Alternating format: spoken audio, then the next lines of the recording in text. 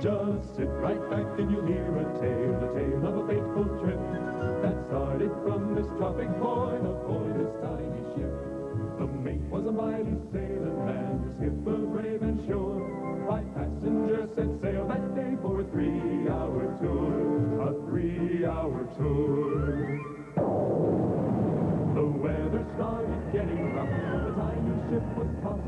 If not for the courage of a fearless crew, the minnow would be lost. The minnow would be lost.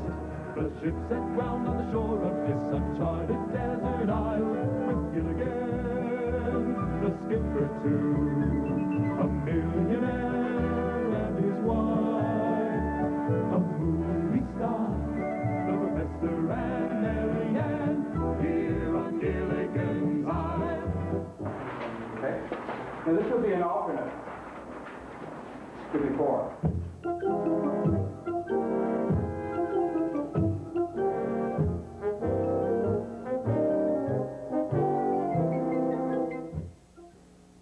Here's a typical civil engineering elective. Do that without too much effort.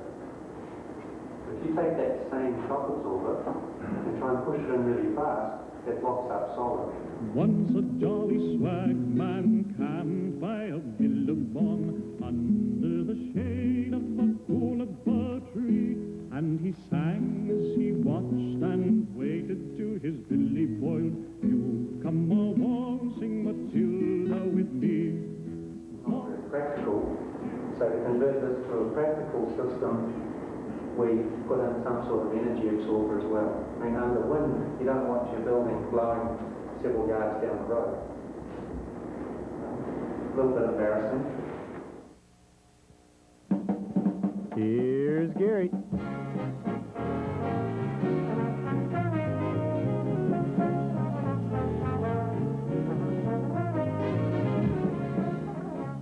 Can I take it off?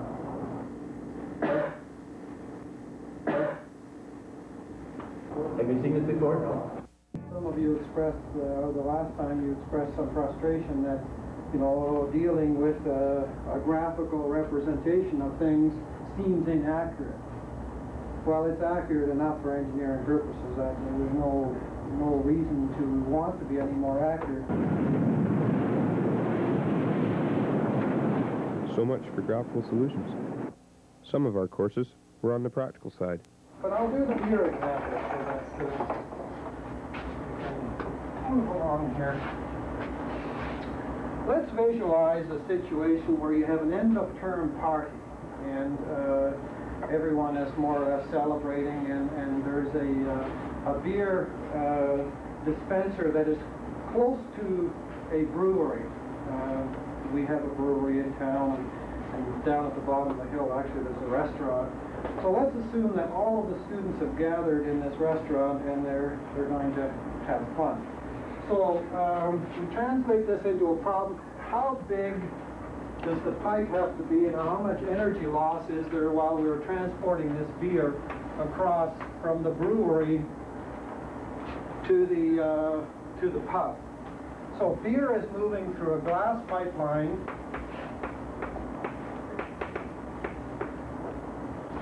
The diameter, the inside diameter is 50 millimeters. You know, on a 2-inch line, flowing full of beer, and people are consuming it at ferocious rates at the other end. The velocity in this pipeline is 3 meters per second. Now that's a fair number of glasses, but then of course you're thirsty. You've worked at this all term. The properties of beer, the dynamic viscosity is 1.2 times 10 to the minus 3 Pascal seconds, and I guess for that night you're not going to worry about, you know, the exact number here. This is at 20 degrees C, room temperature, and that's probably a little bit warm for beer, but we have some British people in the crowd. The density of the beer is 787 kilograms per cubic meter. And I certainly don't recommend that anybody consume a cubic meter. Will be a lot of flow. So when you work all that out, that's 32.6 meters of head loss. which is a lot of head loss over that length of pipe, 200 meters of pipe, and we've just got too much beer flowing here.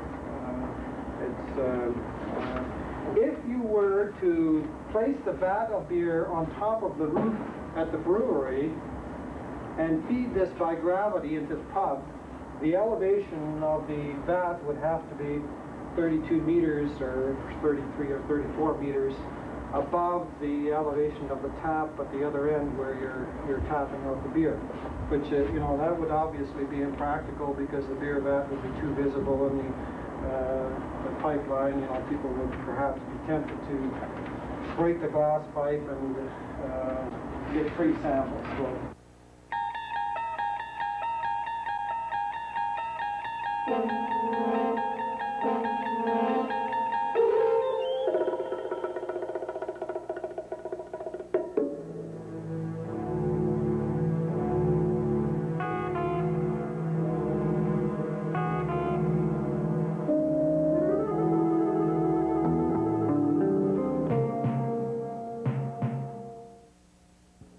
At times, it was hard to keep up.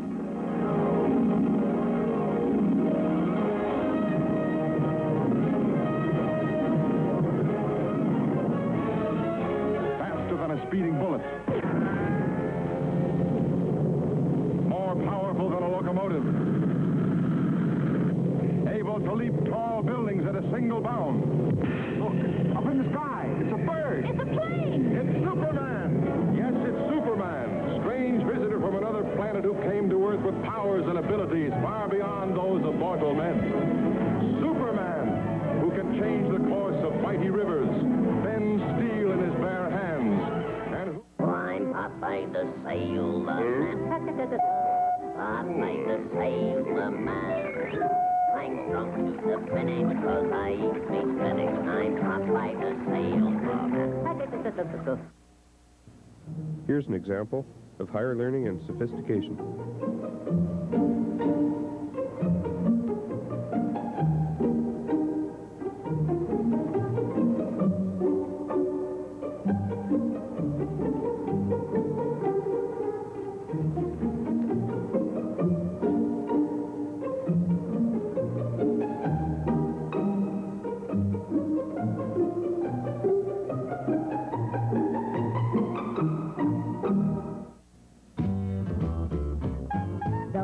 On the bus go round and round, round and round, round and round. The wheels on the bus go round and round, all the way to town. Come on, everyone, sing with me. Civils found out early how grades are determined. Any questions? Sir, can I have an A? Okay.